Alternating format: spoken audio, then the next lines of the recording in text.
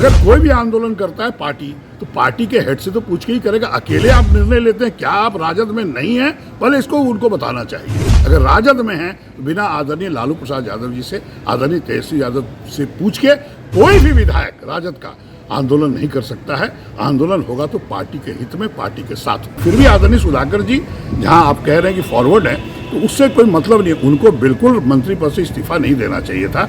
नमस्कार, मैं हूं कुणाल शेखर और आप देख रहे हैं लाइव सिटीज।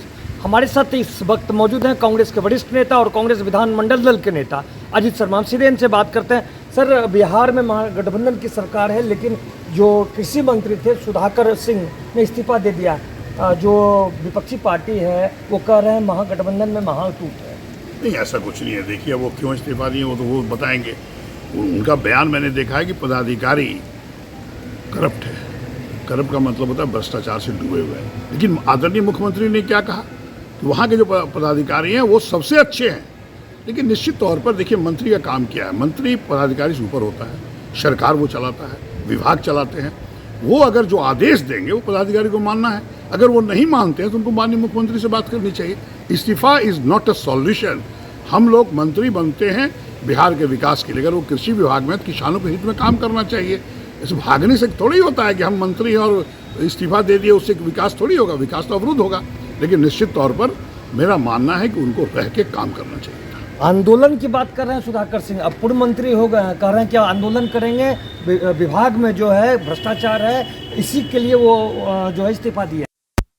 ये बताइए कि वो किसी राजनीतिक पार्टी से जुड़े हुए हैं कि नहीं। मेरे जहाँ तक जानकारी कि वो राजद से जुड़े हुए हैं। राजद के राष्ट्रीय अध्यक्ष आदरणीय लालू प्रसाद यादव जी हैं। बिहार में हमारे उप मुख्यमंत्री नेता आदरणीय तेजस्वी यादव जी हैं।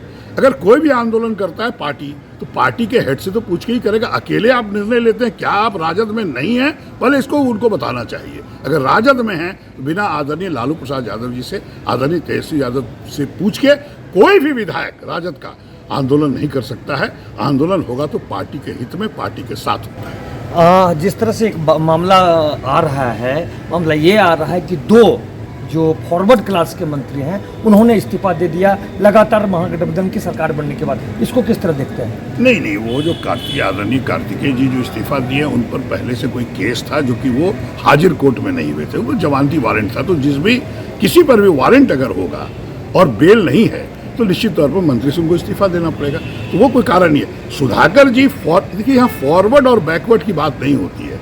कोई भी मंत्री बने, किसी भी जात का बने, यहाँ जाति पात से ऊपर उठ के राजनीति होती है और विकास होता है। ये फॉरवर्ड की बात करें उचित नहीं है। लेकिन फिर भी आदरणीय सुधाकर जी, जहाँ आप कह रहे हैं कि फॉरवर्ड है, तो उससे कोई मतलब नहीं है। उनको बिल्कुल मंत्री पद से इस्तीफा नहीं देना चाहिए था। उनको काम करना चाहिए था किसानों के हित में, किसान को भला करना चाहिए था।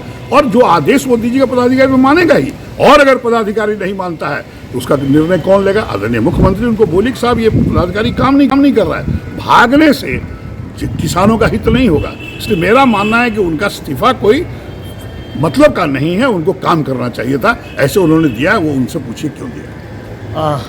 सर, दूसरा क्वेश्चन है कि लगातार केंद्रीय गृह मंत्री अमित शाह फिर से बिहार आ रहे हैं और इस बार जयप्रकाश नारायण की जन्मभूमि सिताब दियारा पहुंच रहे हैं 11 अक्टूबर को।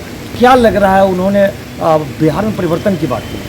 अरे, पहले भी आ चुके हैं किशनगंज पूर्णिया में, कोई नई बात नहीं है। और कोई भी लोकतंत्र में कोई भी राजनीतिक पार्टी का कोई भी नेता, कोई भी प्रतिनिधि कहीं भी किसी भी स्टेट में जा सकता है। अगर वो बिहार आए तो आपको खलबली क्यों मची हुई है? मैं तो उनको आमंत्रित करता हूँ वो आए, बार आए। लेकिन इसके लिए भी आए कि महंगाई जो चरम सीमा पर है, आपके आदरणीय प्रधानमंत्री ने 2014 में जो 2 करोड़ युवकों को प्रत्येक वर्ष रोजगार देने की बात की, 8 वर्ष बीत गए, 16 करोड़, क्या आपने एक भी नौकरी दी?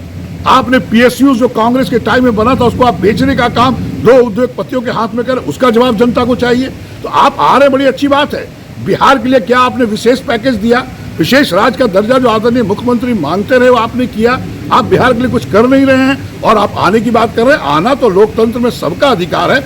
आए, यहाँ काम करें। लेकिन जनता सब देख रही है। जनता आपकी बातों पे अब नहीं बरगलाएगी।